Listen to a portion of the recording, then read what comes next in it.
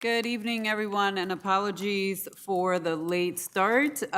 We needed to wait for quorum, but we thankfully now have quorum.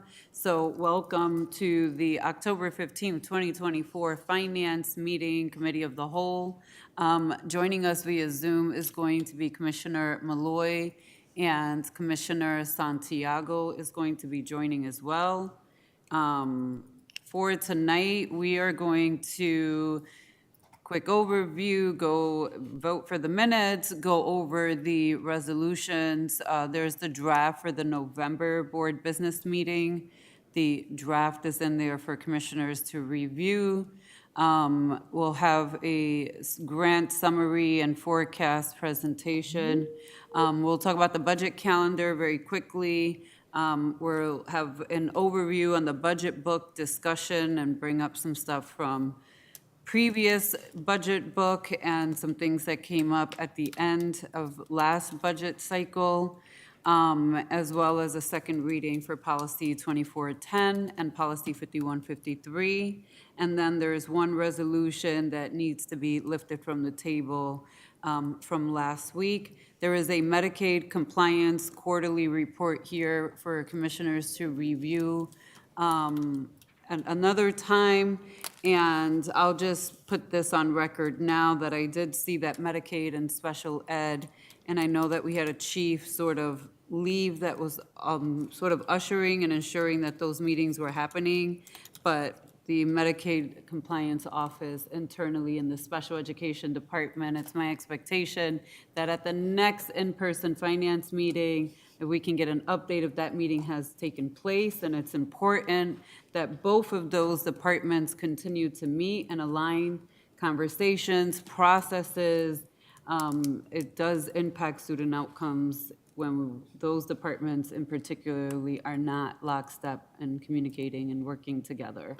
So that's all I'll say about that. With that said, can I get a motion? There's no speakers tonight that I have, but can I get a motion for the August 20th Finance and Resource Allocation? Motioned by Commissioner Simmons, seconded by President Elliott. Any questions or comments related to the minutes from August 20th? Hearing none. All those in favor? Aye. Aye. Aye. All right, you got the vote? Okay, thank you. Like I said, we're not going to go over and discuss the draft resolution packet, but it is in there in case any commissioners want to review it now and submit questions in advance. We will get a final version 48 hours before the November board business meeting. Is someone presenting the grant summary and forecast?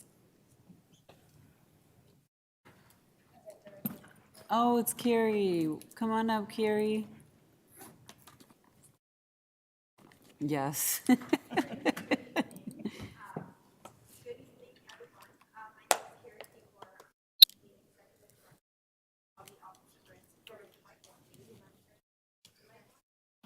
No, the mic's not on.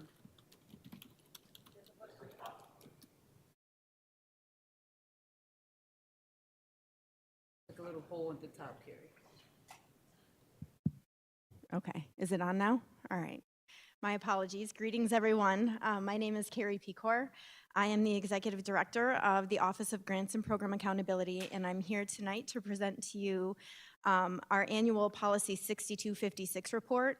So this policy requires a look back on grant administration from the prior school year and then a forecast of grant administration for the current school year. Next slide, please. So the presentation structure tonight will be taking a look at our key performance indicators, or our KPIs, that we use to measure the effectiveness of grant administration within our district. We'll take a look in a little more detail of the 23-24 grants that we administered last year, and then we'll do an overview and a summary of grants for 24-25 and where we are at the end of Q1 here. Okay, next slide, please. So this slide depicts two of the key performance indicators that we use within our district to measure the effectiveness of our grant administration here in the city school district. The first one is the percentage of grant funds that comprise our district's total budget.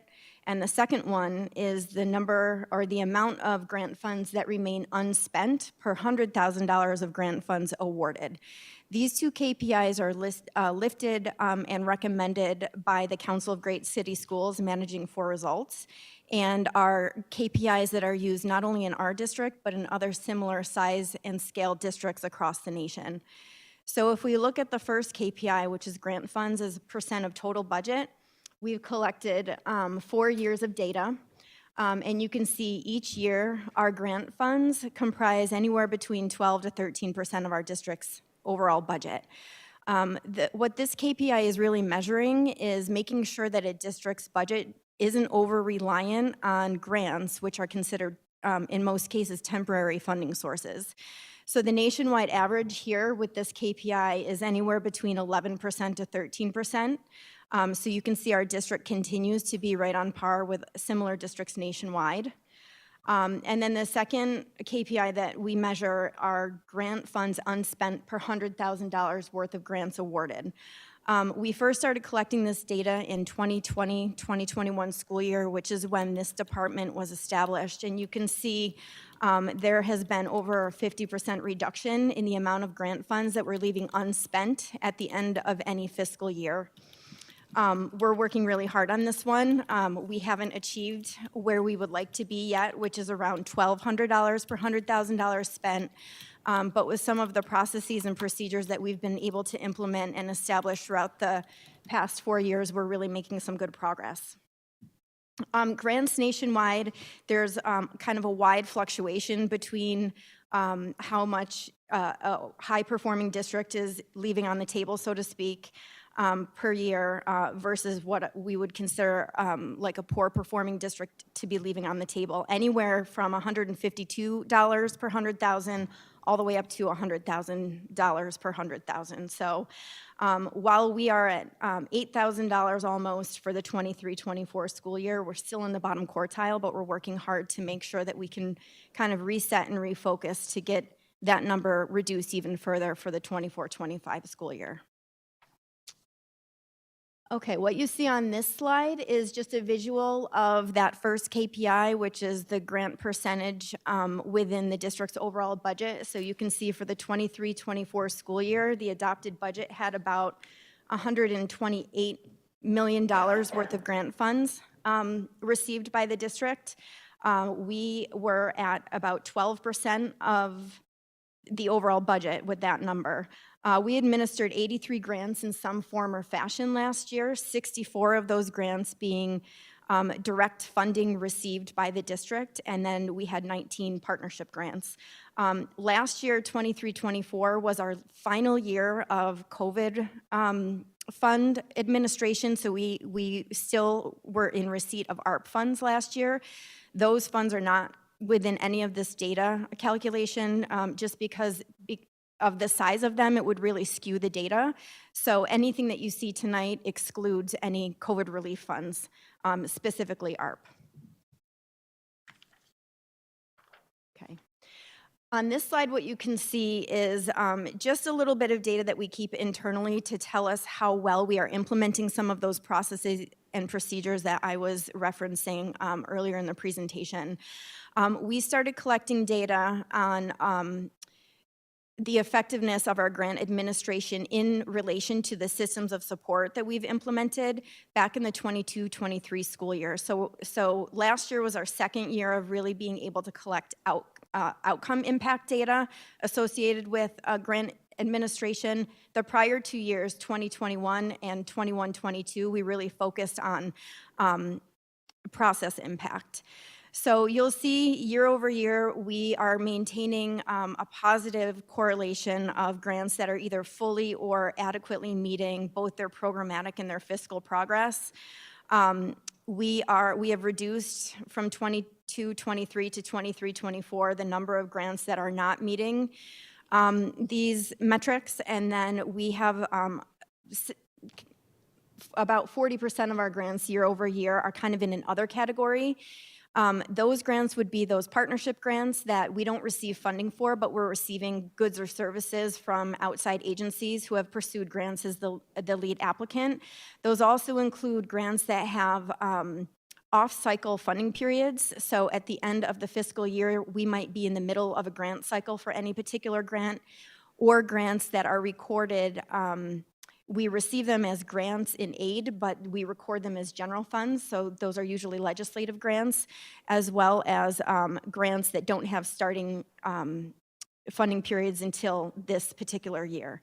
So grant administration, as you can see from this data, is pretty nuanced. It's very grant specific, so we thought the best way to represent the administration of grants would be to lump like grants together.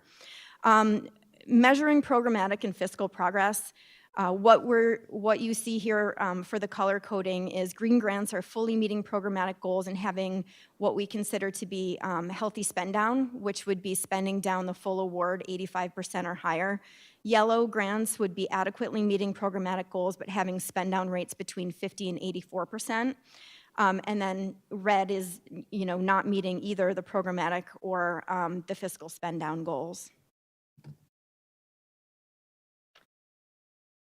Some notable highlights from 23-24. I'm very happy to report that ARP is very close to being officially completed. We ended spending against the ARP grant at the end of September of 2023 so that the team could really pivot and focus on making sure that the grant was correctly accounted for, coded, and we were able to prepare and deliver the fiscal reports on time.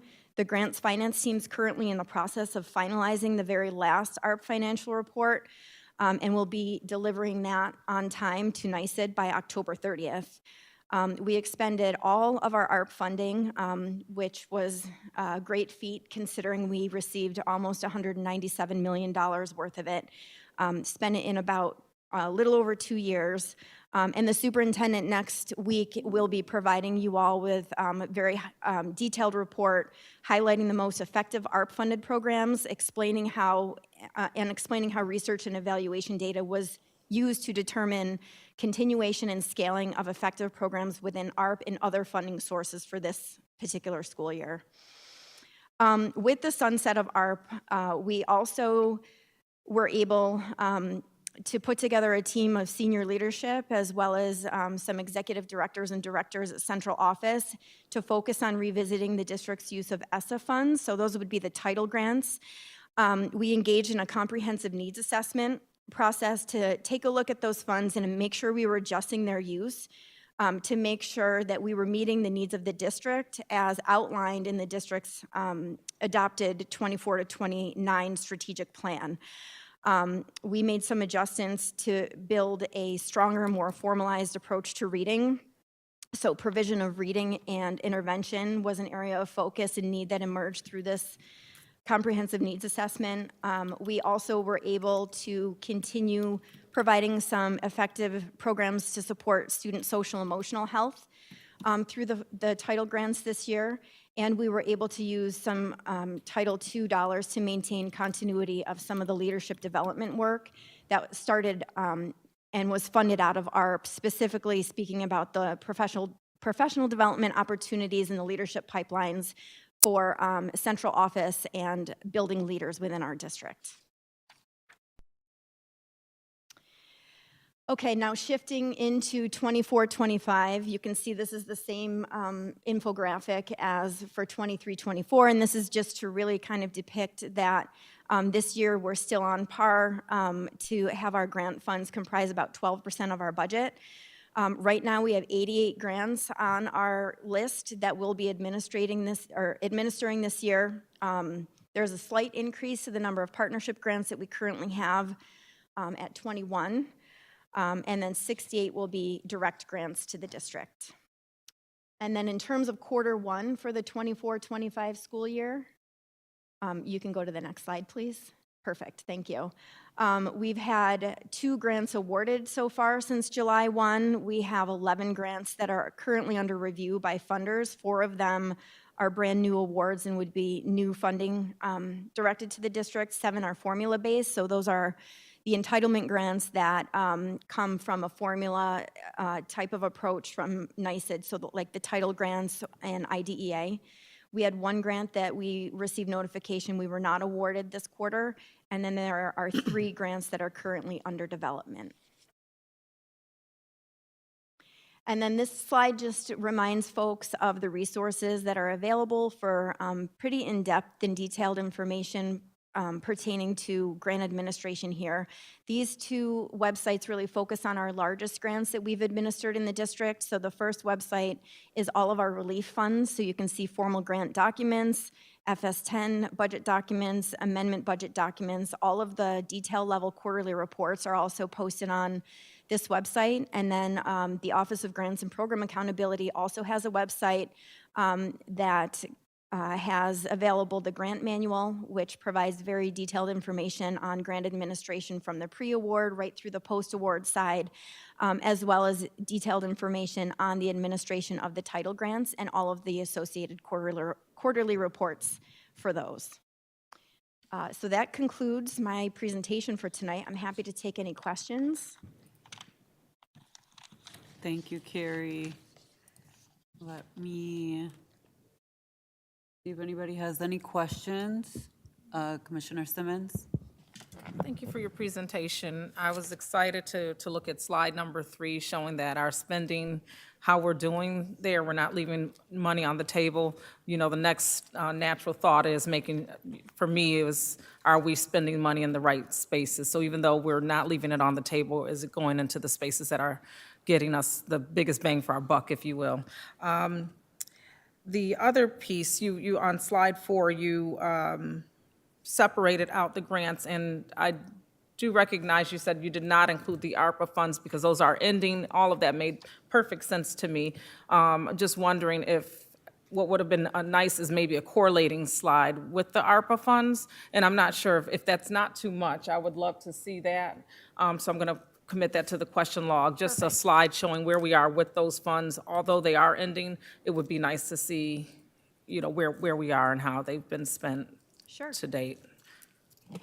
Yep, we can get that together for you. And I think next week when Superintendent Strickland provides his business meeting presentation, some of that information will be in there. We'll make sure that that's in there as well.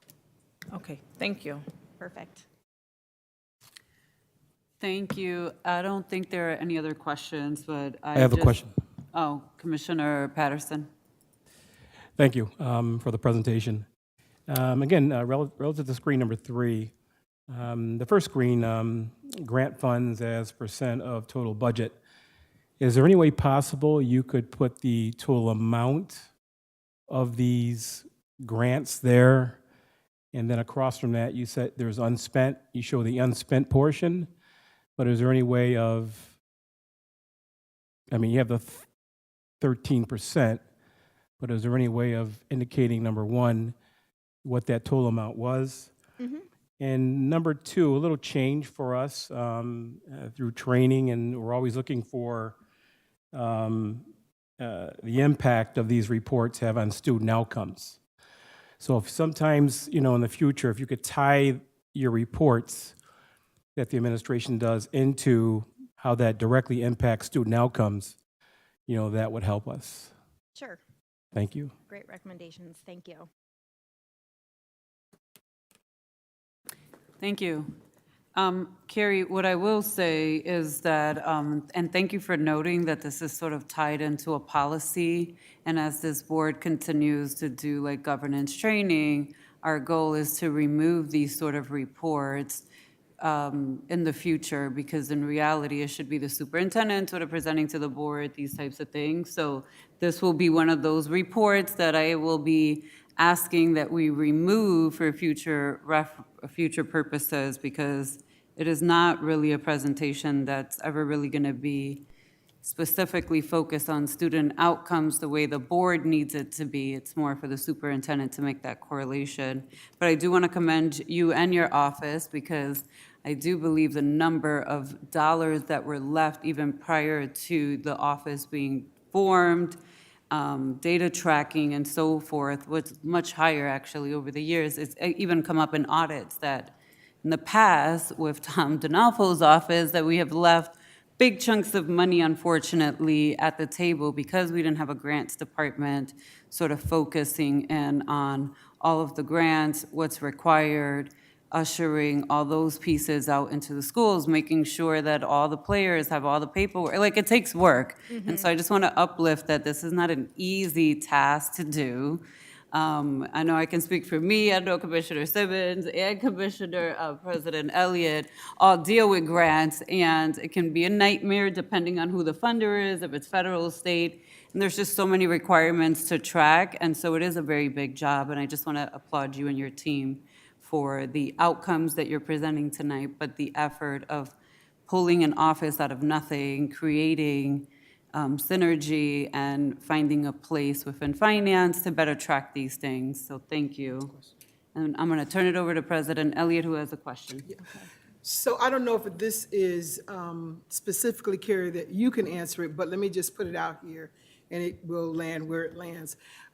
There have been schools that have applied for grants, and I've been told that they were not able to spend those grants the way in which they wanted to spend those grants, and they're the ones that wrote for the grant and was awarded the funding for it. So again, I'm putting that out there. I don't know if that's a superintendent question, deputy superintendent question, but there's been some, consternation around not being able to use the money the way that schools had applied for the money and to be able to use it. So I'm not sure who can respond to that. Deputy Turner, do you want to try to? Yes, thank you. Thank you, President. So not only are we constantly audited by various entities that provide the grant opportunities to us, but we also do internal checks. We can certainly talk to any specifics offline, but grants, one thing about grants that they must be utilized in the way that they were written and guidelines by the particular funder. So we ensure, and Carrie can add to this, that we are following how the grant is written, what population is supposed to serve, and any kind of stipulation that a particular funder might give to us. So, we can certainly in greater detail look into some concrete information, but that is something that would have shown up in various audits. And also, we have to report back oftentimes to those grant funders with the FS10 and amendments and details if we try to change the scope of what the original grant was written for, because they often want to report back or some sort of receipts in terms of how those funds were spent. Yeah, what I understand, and this is historical, that there have been, grants have been awarded to schools, but that the district has used those funds in other schools. So that's historical, but that's what I'm talking about. I'm not necessarily talking about the authenticity of the grant, but that it was spread around to other schools when that funding was supposed to be for the specific school. But that's in the past, but I wanted to make sure that I asked that question because, that's also a way in which that there could be this disconnect between the district and the schools, and I want to make sure that the district is supporting the schools the best way we can. Thank you. Thank you. All right, thank you. All right, thank you. I just wanted to give my team a quick shout out. I work with some amazing, very hardworking, very helpful individuals. We really strive to make customer service one of the things that we do an excellent job providing. They've done an amazing job in the past couple of years with a lot of grant funding and a lot of rules thrown at them in a very short period of time. So I wanted to make sure that I recognize them.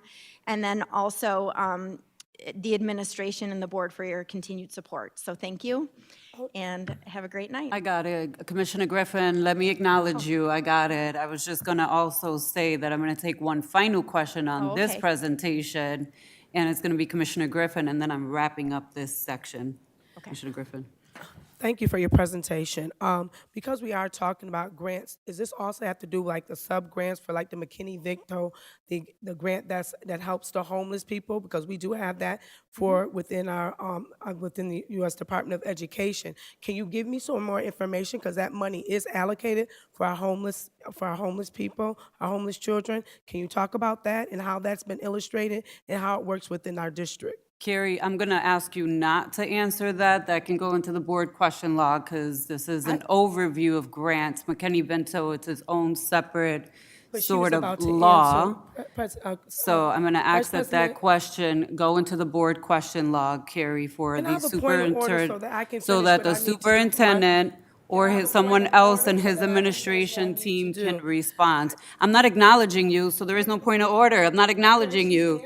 The So, question, Vice President. thank you, Carrie, for your presentation. Can you please go I ahead will and answer the ask that the question for the question go public? Because to that the money board is question allocated for log. It has $129 million nothing to do that with we need to this know what's going grant on with the money here presentation. within the McKinney-Vento is a district for the law. homeless children. Excuse me, commissioners. Excuse me. This is General Yes, Counsel Adrian Neal. I heard a call for a point of order. which So I I did just not want to add that acknowledge. I, But you can't interrupt me and I'm speaking. You can't do that because you're the chair of this committee. I am the Chair- chair and I did not acknowledge you. I But the I young let lady you was finish your just question and I answering. redirected Here. it that it go in the board question log. Commissioners, respectfully, I would say you did acknowledge the asking of the question, President LeBron. I would actually defer to the superintendent. This is a question to his staff. So if the superintendent would like it answered, I think the superintendent gets to weigh in on whether it's answered. If the superintendent would like it to go to question log, I think the superintendent gets to weigh in on whether it goes to question log. Good evening, Interim Superintendent Strickland here. It would be my preference that this actually do go to the question log because of the fact that there are many different elements that are encompassed in these numbers. You know, you have Title I funds, you have McKinney-Vento funds, and that's getting very weedy. But nonetheless, Commissioner Griffin, your answer will be provided in a timely manner. Can we Thank make sure that the you. community knows the answer to that question as well? Because I don't want them to think that we don't take care of our homeless children in this district, because we do have Thank someone in you. place that should Thank be you, doing that. Commissioner Thank you very Griffin. much. And to the listening audience, McKinney-Vento is a law in New York State. We are required as a district to provide the services regardless if there are grants or a budget for it. The district is by law required to provide those services. With that, I'm going to turn it to Commissioner Simmons to wrap up, and then we're Commissioner wrapping LeBron, this up. I'm online, Commissioner LeBron. I've been online. Okay, I see you online, but you didn't interrupt. I didn't see your hand. I've been looking at the screen. Your hand wasn't up not one time this whole entire conversation, Commissioner Malloy. So I'm going to turn it I over didn't to know Commissioner what I was Simmons, saying. and then I will turn it over to you and acknowledge you. Commissioner Simmons. Okay, thank you very much. I Unnecessary. just think that right now I wanted to just try to level set the conversation that's taking place for our listening audience, and it's probably already been done, but I'm going to weigh in anyway and express that the presentation that we just looked at was a high-level overview of how our general grant funding works and operates within our district. So the questions being proposed around specific grants or specific funding streams is a appropriate question, and it is an appropriate question for the question log. But I do think how we redirect those questions is important. So that is what's happening. The presentation, again, is a general high-level overview of how our grants are distributed, how we are functioning with our overall grants. As far as specific grants that we want to talk about, those are things that we need to put into the question log so that we can go into a deeper dive at another time. So I just wanted to add that element, and I'm going to get off my soapbox at this time. Thank you. Commissioner Malloy. Thank you. And thank you also, Commissioner LeBron, for your patience. The raising of hand feature is a new feature on the Teams, which I wasn't able to see with the screen that I was on. So thank you for just acknowledging, and now I know where it's located on Teams. I just wanted to say, Carrie, thank you so much for your presentation this evening. And just for the listening audience, can you just tell everyone what ESSA funds stand for?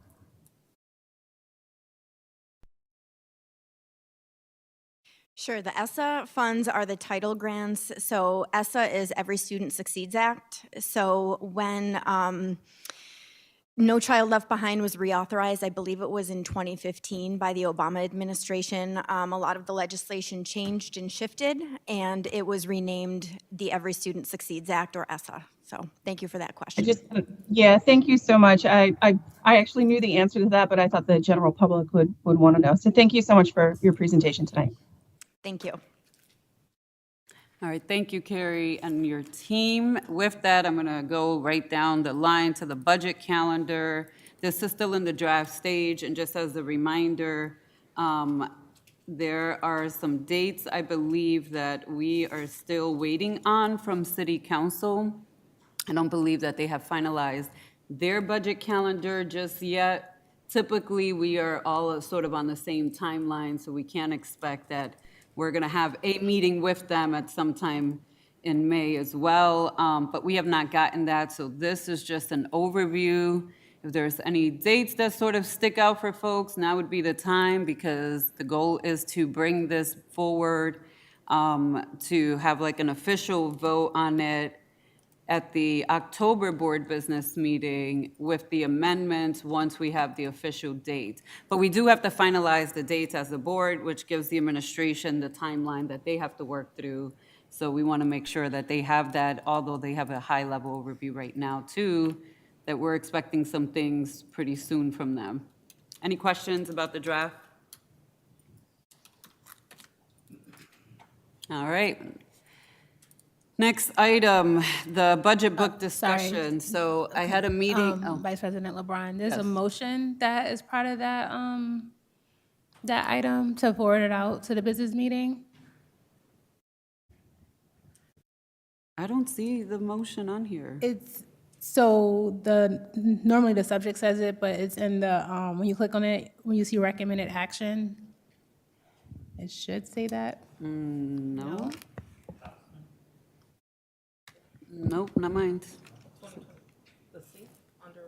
Under C, yeah, under C, when you click on it, there should be opportunity for, underneath it should say motion, and it should say forward the 25, 26 budget You calendar. are more than welcome to come look at my you screen. It is not there. It's not on hers. It's, I don't have it on my screen. Okay, could you motion it out for me, please? Yes, can I get a motion to move it out of the Finance Committee? Moved by President Elliott, seconded by Commissioner Simmons. All those, any questions or comments? All those in favor? Aye. All right, now down to the budget book discussion. So last year, we've been undergoing budget book makeovers for a couple of years now, at least 3 to minimum. But we have not mastered a great budget book. We're getting there, but we're not quite there. And so I had a meeting with our CFO and the superintendent and President Elliott. We were just discussing the book and what we want to see in it. And I know that there were a number of parent groups last year who also gave comments about the positive things that they liked, and they gave feedback about some other things that they felt was sort of missing. And so we had that conversation of how to incorporate some of those pieces back into the budget book or making some changes. This is just a sort of planting the seed to all the commissioners now that I've asked the CFO to put together some samples or a section sample, if you will, for all of us to review before we officially vote again on the budget book. It will very much so look like last year's book. There's just some additional tweaks, and we're sort of also going down the rabbit hole of putting together an actual list of all of the things that's technically by law required, that we hear it all the time, but no one seems to have a list of all of the things that are required by law. But what I do know is that no one in the community wants a 1,000-page budget book where they can't sort of find the answers that they need, and certainly no parents want a 1,000-page budget book. And the goal is that anybody should be able to pick up the budget book and have an understanding of how dollars are spent specifically for their child's school and any other area that they're sort of interested in, that they can easily find that information and follow the dollars and follow along. And we're not quite there yet, but the goal is to get our budget book there. That is the end goal. So I say that because I don't think this is going to be our final year of editing this book. I think this will be another conversation again for next year. And to all of the parents and groups who participated and gave feedback and did focus groups, again, like I mentioned to you all last year, and I'm mentioning it now, this is not a one-all, be-all. Like, we will continue to take feedback and fit it in as best as we can where it makes sense and how it can be done. President Elliott, did you have something to say? Yeah, well, first of all, as you know, I like the book from before. I know. Because it provides so much information for researchers and what have you, but to the point of our community where they're able to read it in a way which makes sense to them, I do think that we need to put it in a way in which, I'm thinking that we could put it in a way for the, how do I say this? For people who are with financial backgrounds and have you to understand and to be able to interpret. But I'm also thinking we may need to have, and this is just something that I started to think of. So if there are families who are interested in, say, how much money we're spending on literacy, for example, that maybe there's an executive summary that has those things. So literacy and math and even our board goals, if there's a separate kind of executive summary that supports that information, then maybe we should consider something like that. So maybe have two books, two volumes, one with the general budget with the, list of items, last year, this year, that whole thing, variance, but also for someone in the community can pick it up to say, this is what's being spent on literacy, this is what's being spent on math, this is what's being spent on special education and ELL, because particularly with the special education and ELL, those are the areas that when we look at our graduation rates, that we still have areas to improve upon. And so if that may make it easier, that's a suggestion I have. If that is something that can be available in more of a simple version, that may be helpful for our community. Thank you. Okay. Any additional comments or feedback? I know we don't have any samples right now, but like I mentioned, I've asked for a visual, primarily because I do not want what's happened in the past, where we had an idea of what the other person was talking about versus what we all envision, and then that did not mesh because we didn't have a sample visual. So I would like to personally avoid that again this year at all costs. Commissioner Malloy? Yeah, thank you. I love the really detailed versions of the budget books that we've had in the past. I would love to have that available to us. But certainly a budget overview book for the public that's in a more simplified form. I would support that as well. Yeah, I see DeMario's tiny little hand up. Superintendent Strickland? The hand is like that. That's what you can't see. Thank you, Vice President LeBron. Really quick, I do know, I echo the sentiments about last year's budget book and understanding that it did, in fact, receive a lot of praise. There were a few tweaks that I noted from last year in my notes that I took, and it was around just really disseminating staffing in places that were throughout the organization. And I do think that could be a slight add, because that is something that has always been asked for actually over the years that I've been here.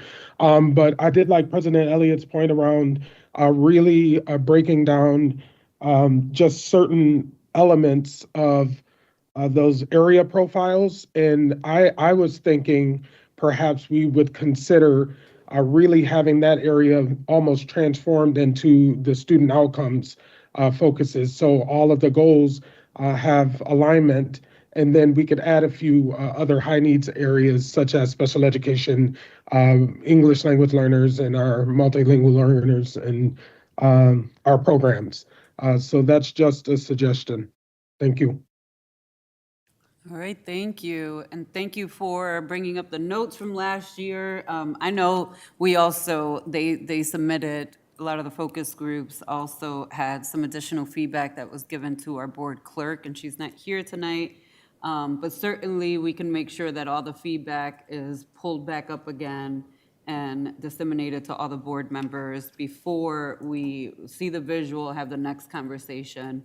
And that may happen potentially either at the next board business meeting, because we don't meet again for finance for like November, well, December will be the next meeting, and we will need an answer on the budget book before December, because we got to get some things moving along.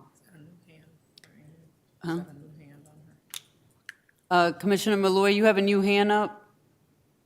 It's not a new one, it's an old one, it just won't go down. Okay, thank you. Up next, I'm going to just briefly as well talk about the school bus cameras. So I want to say 2 years ago, school bus cameras were brought to Monroe County. New York State legislation approved I'm not going to do this presentation, so whoever's playing it, you can put it up there, but it is on board docs for anyone who wants to watch it. This presentation was given to some of the board members, again, this year, last year, the year before. I've been having this conversation in circles for 2 years. So, school bus cameras are red light cameras that go on the yellow school buses, on the stop signs of yellow buses. They're called the stop arms.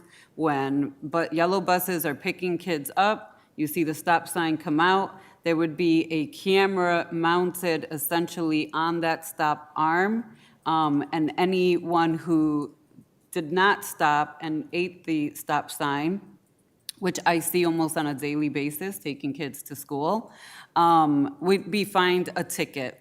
That ticket would then be processed through the city of Rochester, and then that individual would have a right to either appeal it, it would go through the city's process. This portion of it has nothing to do with RCSD.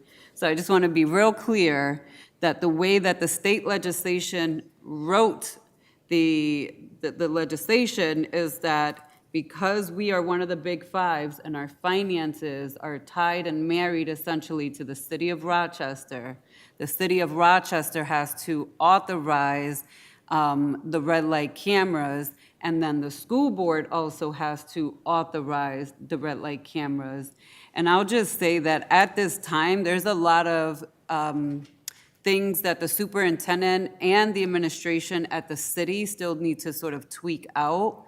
One of those things is what happens with those funds, and I want to put it out on public record tonight that I have been having conversations with both the mayor's office and our superintendent on getting the city and the school district to jointly agree to use those dollars to fund pre-K transportation, after-school transportation, and summer school transportation, especially when we're talking about kids' safety, and it's just a natural feed-in for me. I just want to put that out there, that would still require both votes from city council, votes from the school board, agreement from the superintendent, agreement from the mayor.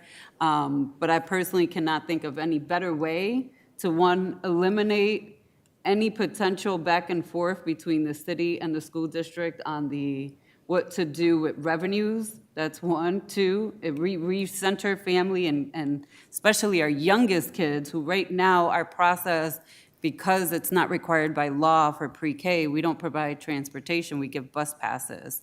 But I can tell you that a bus pass for a mom of 4 to get one kid to pre-K across town to 2 buses is not effective. It's just not. It's never going to be effective or efficient. And unfortunately, it's all we can offer is these bus passes.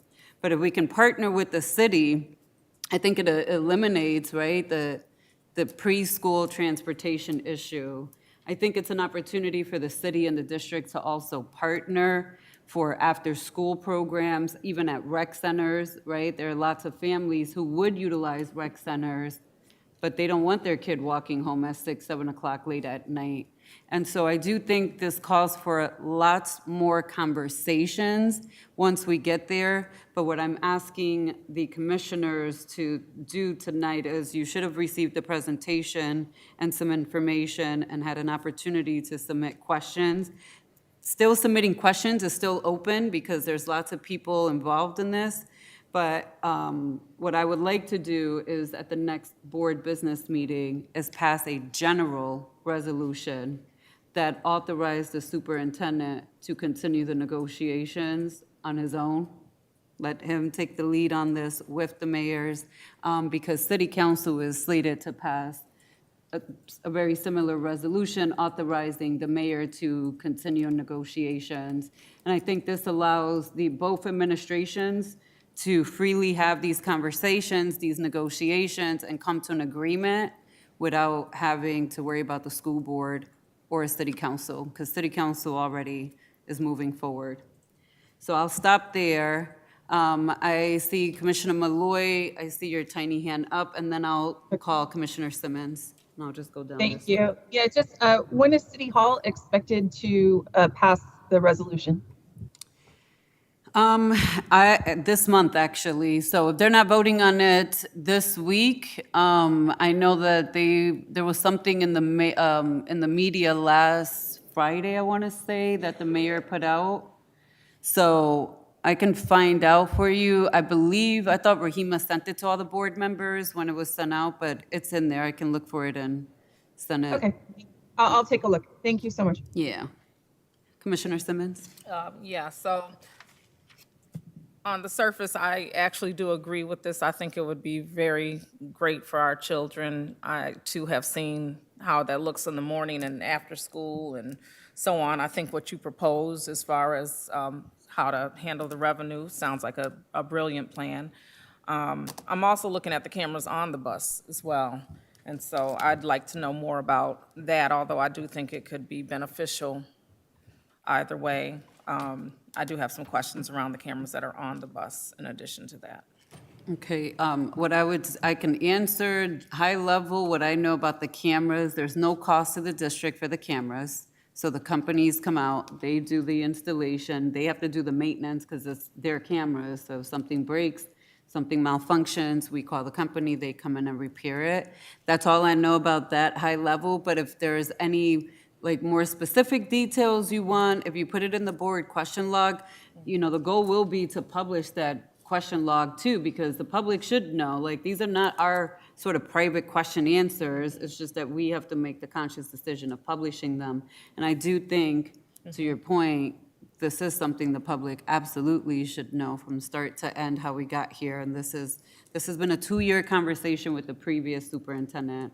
But we were not there. And I will say that Monroe County has already implemented this in a number of school districts, and they have seen a lot of success, including rates dropping of kids not getting hit by cars who are not stopping at the stop sign when the yellow bus is picking up a child. President Elliott? Yeah, I do think, though, that there are some concerns that we have to consider, but I won't discuss those this evening. I think that it becomes an opportunity for the superintendent and his team to share with us some of that information so that we can make a quality decision on if this is something that we should do. I guess my concern, too, is what kind of revenue are we talking about? What is the amount that the city will provide for us, at whose expense? But you say that there's not really an expense, but there are some other concerns that I think that we have to take a look at before we make the decision.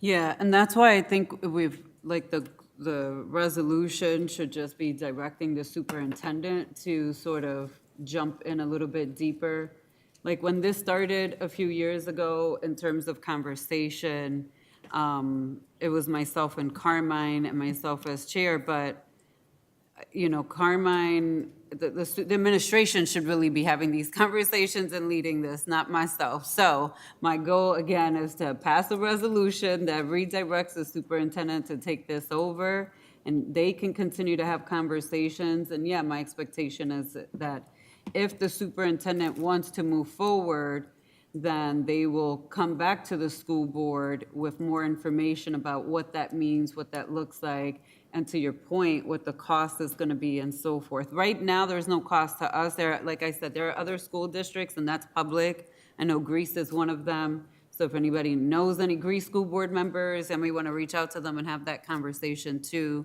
But we're not going to have a cost. I think this is why I think it's important for the superintendent and the mayor to have these one-on-one conversations, even about the revenue, right? Like if they can come to an agreement early on, that eliminates this whole back and forth on negotiating what percentage, who gets what. It's all going to the same families that we all serve. The mayor's serving those same families too. So- That's what I told him Friday. Vice Can I President call LeBron, Amy? that Yes. is a great comment from President Elliott, and it's very important that to give the superintendent and the mayor the opportunity to have discussion, but you got to do a study because, I mean, you need to find out exactly how much money will be coming into the district, how much money is going to cost to transport pre-K students, because if you don't raise enough money, funds from there, then you will have to pick up those expenses from the A budget and all that. So it is important to do a study first. And so I would just also add that, or ask, has it been determined how much revenue the city believes how much is it projecting? Well, it's not that the city's projecting it. They're looking at Monroe County and our trends. And, when like a few months ago, we were with Schumer on Clifford and Clinton, because that corner is the highest traffic safety issues in all of Monroe County and in New York State. Insane, number one. And so they can only go based off of like counties data, right? So the Greece, there's a few school districts that are already implementing the program. And in terms of like revenue, the revenue has been enough. I'm not going to comment on it because I don't know if the county has made that number public. But certainly we can get you some numbers, President. We can get the full board numbers. That could be one of the questions, is the Thank you. revenue question. But it is a good one, and it is enough that I would make a suggestions for pre-K, knowing that it's going to be sustainable, unfortunately. All right, I don't see any more hands up, so I'm going to move on from this. Again, the resolution at the board business meeting is just directing the superintendent to meet with the mayor and continue the conversations about the possibility and then present to the board on whether the district wants to move forward with it or not. But I think if we give him our support with it now, it'll be the superintendent's decision on how we move forward. And then we can just eliminate people calling me for these things. All right, thank you. Thank you. All right, I'm going to go right into the next two pieces. Actually, yeah, because then we're voting, and then we're leaving. Can I get a motion to waive the requirement for a policy second reading to occur at the next board business meeting following the first reading as outlined in policy 2410? So Motion? Moved by President Elliott. I'll take the second by Commissioner Malloy. Any questions or comments? So why are we waiving the second reading? I don't know. They put it in there. Why are we That's- waiving? I can answer it. Okay. Because in policy 2410, there's a process on how you all supposed to review policies. The first step is the first reading can happen at any meeting, but the second reading is supposed to happen at the next business meeting. And so the first reading happened last week at the special meeting. So technically it should happen at next week's meeting, but because this policy is on a expedited process, that's why you have to waive the policy 2410. Thank you. So the motion's still open. Everyone understand why? All I those have a in- question. Yeah. I couldn't hear the entire thing you said. You said it's on a something process. That's all I heard. So policy 2410 has a time frame outlined in it, and the first reading, which was last week, can happen at any meeting. Right, I caught The that. second reading is supposed to happen at the next business meeting, which would have been next week. Right. But because the policy is on an expedited process, I can't catch that word, whatever you're saying. expedited. Thank you. Thank you. Okay. Okay. Did you need her to continue? or No, you- no, you that's good? all I needed. I Okay. couldn't catch that word. All right, all those in favor? Aye. Aye. All right, we're in the official second reading. If anybody has any questions.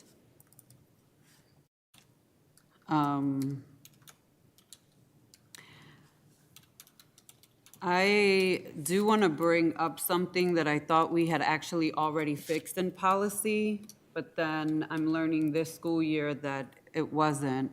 So it was my understanding that when we changed managed choice last year, we had reduced the distance to qualify families for transportation from 1.5 miles to 0.5 miles. And like, I am positive, we hashed this out in meetings. And then I learned that apparently we didn't. So I'm not sure why we never officially did that through policy, but I am positive that that was actually a thing voted on. And I will find the meeting, because this meeting occurred last year. Yeah, I'm not sure if we did do that, because that would have meant that we would have had to pay for, we wouldn't have gotten reimbursed if it was at 0.5 miles. We would get reimbursed at 1.5 miles. But that's a legislative agenda item that we're trying to get it to 0.5 miles. But if you could find it. Yeah, I'm gonna find that meeting. I know we had a whole, I know we still have one more reading, and I hear you all, but I still do think, like, if we're still back at 1.5 miles, again, for transportation, yes, I know that it's at the state level, but I do think we're gonna have to look at how we sustain that and fund that and lower it. I just think, no matter what, that's always going to be an issue with attendance. It's always gonna be an issue with how parents sort of select schools. You have families who intentionally are picking schools further away to guarantee transportation. It's in every year, it's the same repetitive sort of issues, but it is centered around this 1.5 versus 0.5. In the policy, though, it did change, it didn't change, but there is a preferred to 0.75 miles if a family does not have a school, but that's just proximity preference. Not that transportation is provided at that rate either. Any questions? This is just a second read. We'll still have another opportunity to read. Hearing none, I'm going to close the official second reading and move right into a motion to lift resolution 2425-260B from the table. We heard this resolution last Tuesday. Motion? Motion by President Elliott, seconded by Commissioner Malloy. Are there any questions or any questions around this resolution?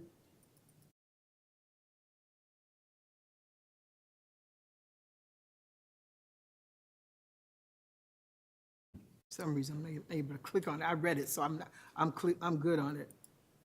Okay.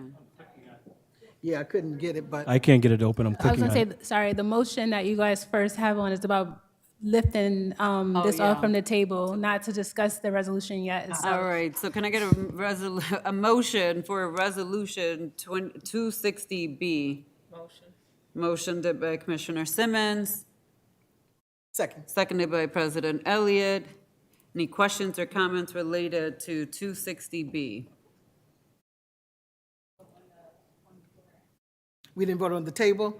I thought we just needed to lift I it from the thought- table. This one was motion to lift it, which President Elliott and Commissioner Malloy second, but you guys didn't actually vote.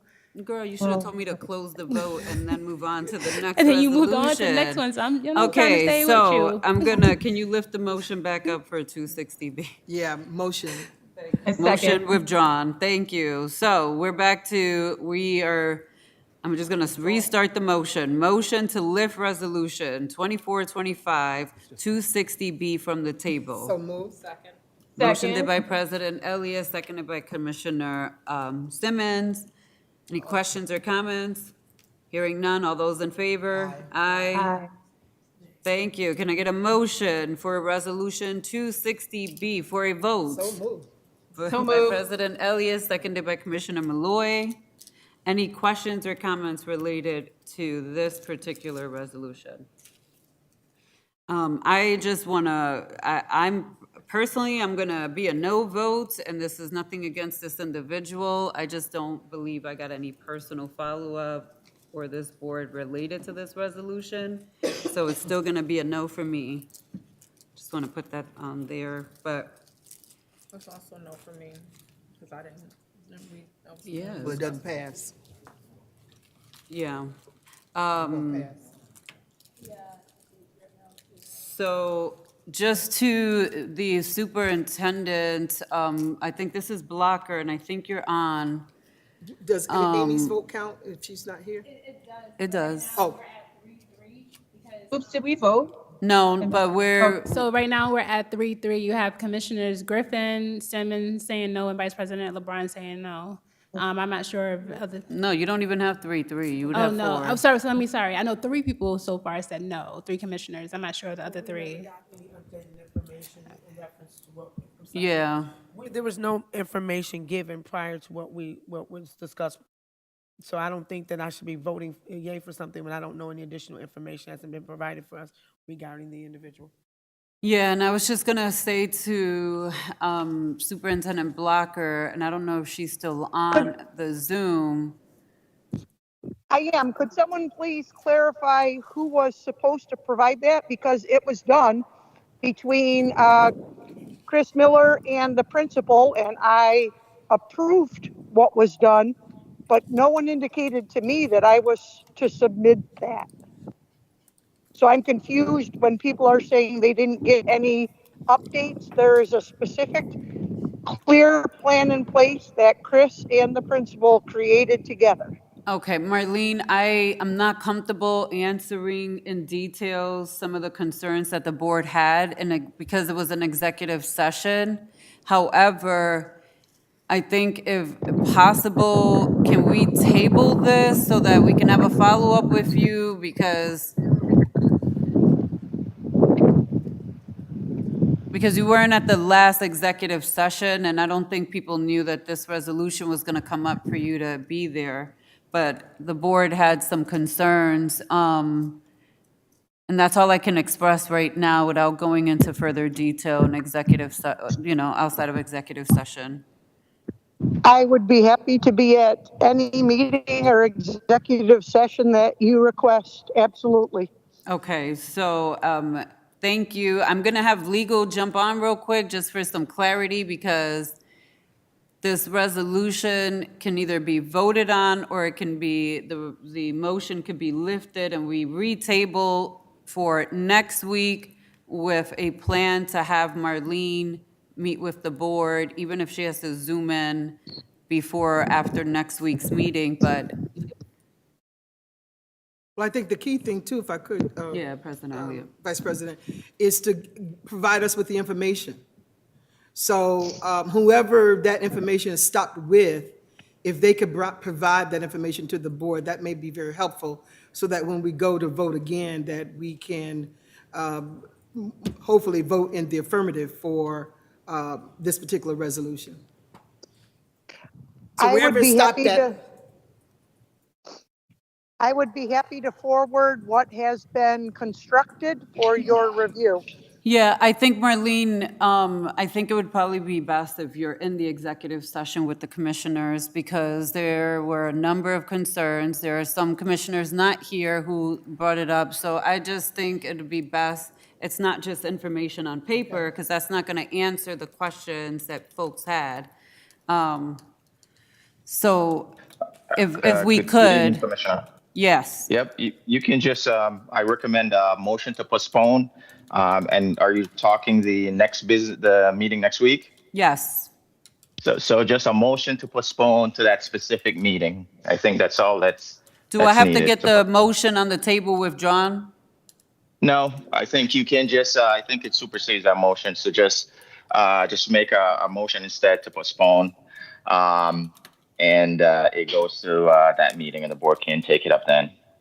Okay, so can I get a motion to postpone Resolution 260B until the next, well, it's going to be the next board business meeting, which is going to be October 24th, 2024. Moved by President Elliott, seconded by Commissioner Simmons. Any questions or comments? I have a comment. Personally, I don't even think I was here when this occurred, but, for me, if this position isn't a new position and we're just filling this position, I don't see a problem with it. But I'm willing to put it off until, what is it, the 24th, you said? Mm-hmm. That's fine with me. Okay. All right, and Superintendent Blocker, we will make sure that there's some communication with the board staff and you to make arrangements to have her come in or Zoom in for an executive session around this particular resolution. All those in favor? Aye. Aye. All right, and then, like I mentioned early on, Medicaid compliance quarterly report is on there for commissioners to review. And shout out to Mike and his team for the work that they continue to do and uplift in this district. With that, that concludes the finance meeting for tonight. There is no executive session. So can I get a motion to So moved. close? Motion by President Elliott, seconded by Commissioner Simmons. All those in favor? Aye. Have a good night, everyone. And colleagues, if we have Dr. Joseph here, so I'd like to be able to introduce from our search firm, just to say hello. He's in person here.